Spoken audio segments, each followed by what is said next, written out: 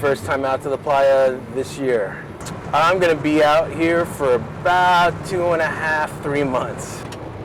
I feel like I represent the playa, for Burning Man and for the people, to the Bureau of Land Management, to anyone who uses this, and so it's like there's a stewardship that I feel like is happening here, and that's actually what called me to this whole thing.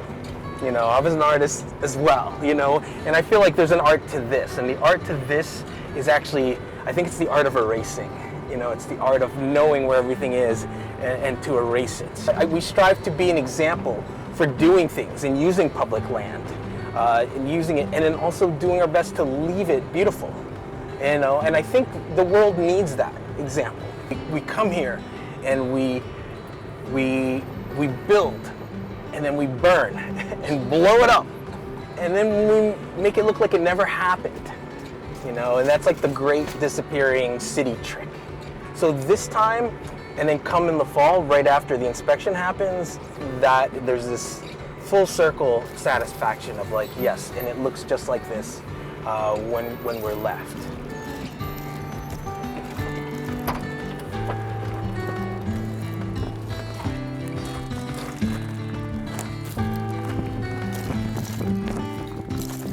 This is what the playa should look like when we leave, to the best of our ability. Like, maybe it won't be this so chippy because of the rain and the winter that just happened, but we want it to look like this right after the event, and we want it to look like this again when we come back next year this time. I mean, just to be able to know that 80,000 people were moving through here, and that we were inspected to 1 square foot per acre, and an acre is a football field, right? And Black Rock City is 3,100 acres-ish. That's 3,100 football fields, if you can imagine that. Also, that's 156 million square feet that we are responsible for. So when I see it like this, I'm just like, yeah, this is no trace. This is looking good.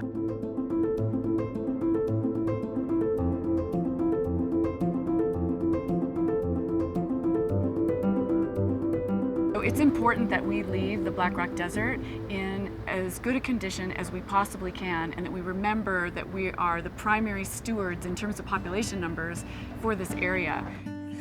The Black Rock Desert has had human contact for thousands of years. Native Americans have lived here for 1,000+ years at least. Settlers rolled in several hundred years ago, followed by miners, ranchers. Many stayed in the foothills surrounding the Black Rock Desert. In the recent past, Hollywood found the desert as an amazing filming location.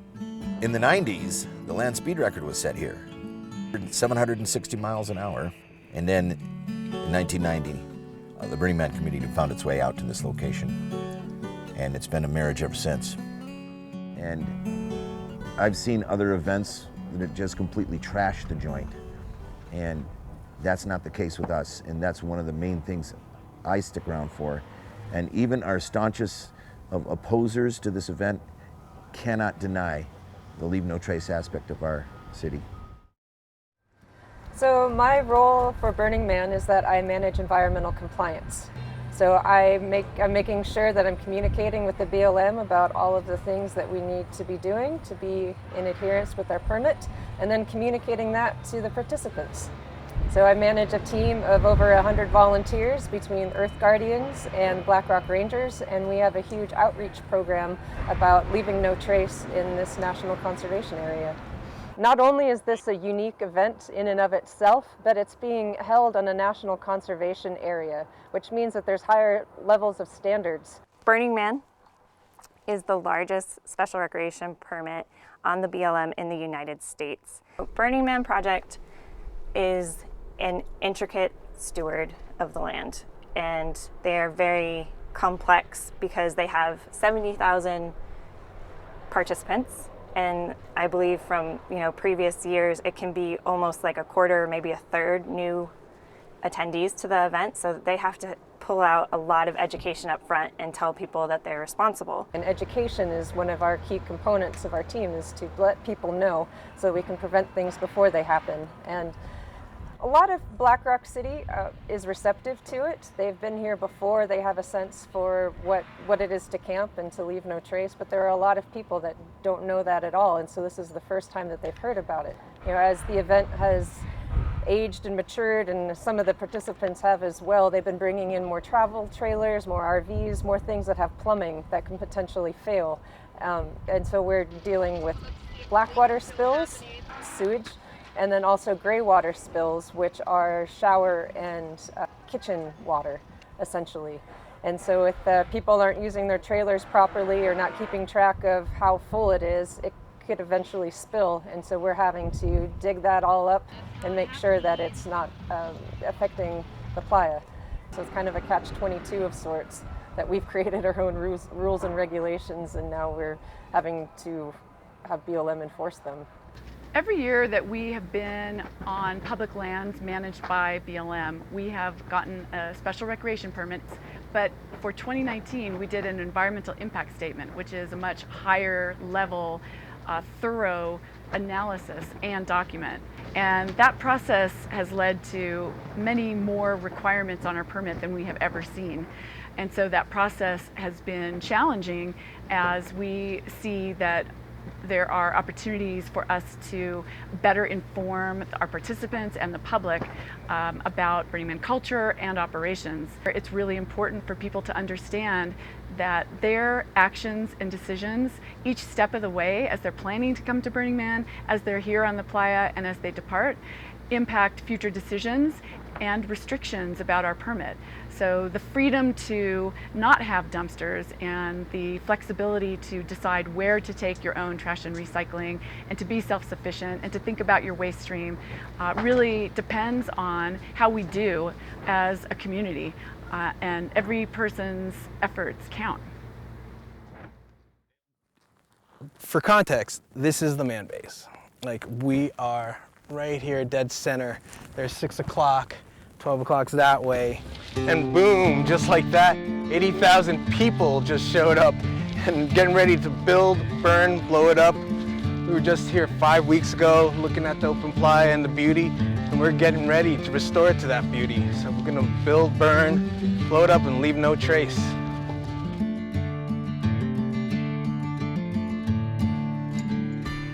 Leave no trace, it's really fundamental to the placement process, and I think it is to every camp, or at least it should be. So from placement's end, we look at camps coming in and requesting placement, and one of our criteria for placement is leave no trace. We also look on the other end after the event at every placed camp, and we cross-reference that with the MOOP map, and we take a look and say, how did you do? You know, were you green, were you yellow, were you red? So the city grid is absolutely critical. It's where where all of us live, and where we can leave no trace, or we can leave things behind. Basically, matter out of place, MOOP is anything.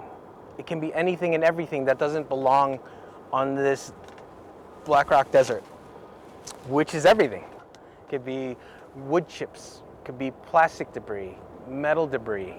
These are all things that we build things out of. These are all things that don't belong in the playa, and we're doing our best to find everything. And again, the community does an amazing job. They probably pick up 99% of everything, which is visually 100%.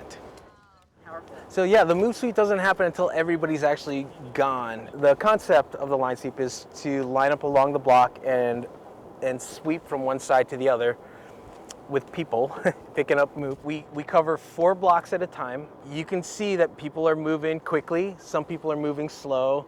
Some people are stopped. And so those areas where they're stopped because there's something there.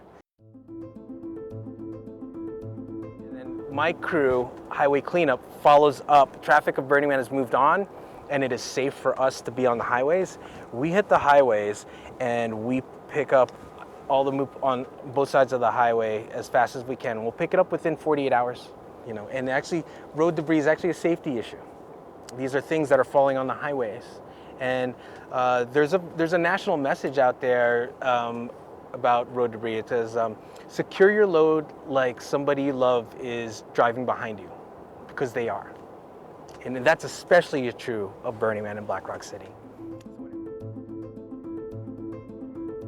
So when I published the MOOP map 2006, it got forwarded far and wide, and also the messaging behind it was like, hey, this is us tracking our effort, and we would like you to take this information seriously, but not take it personally.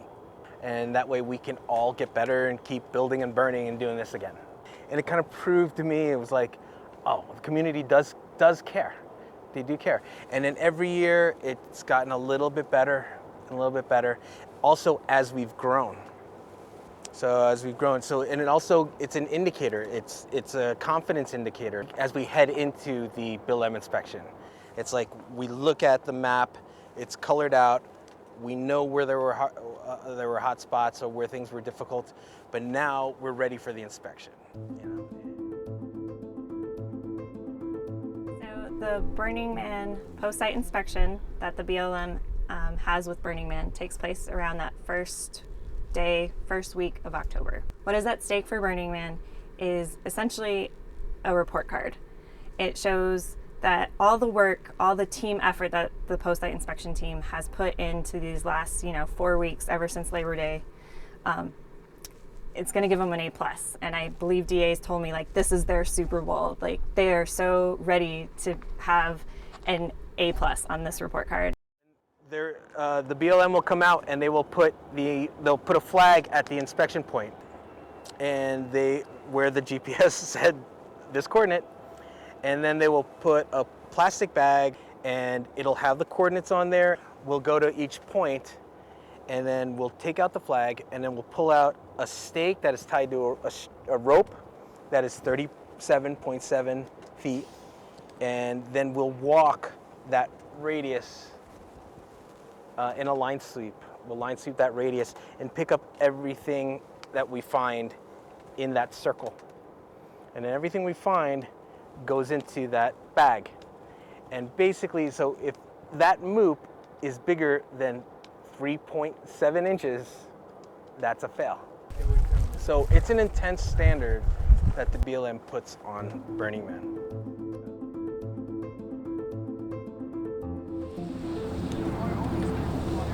So the BLM inspection just happened, and we did 120 test points.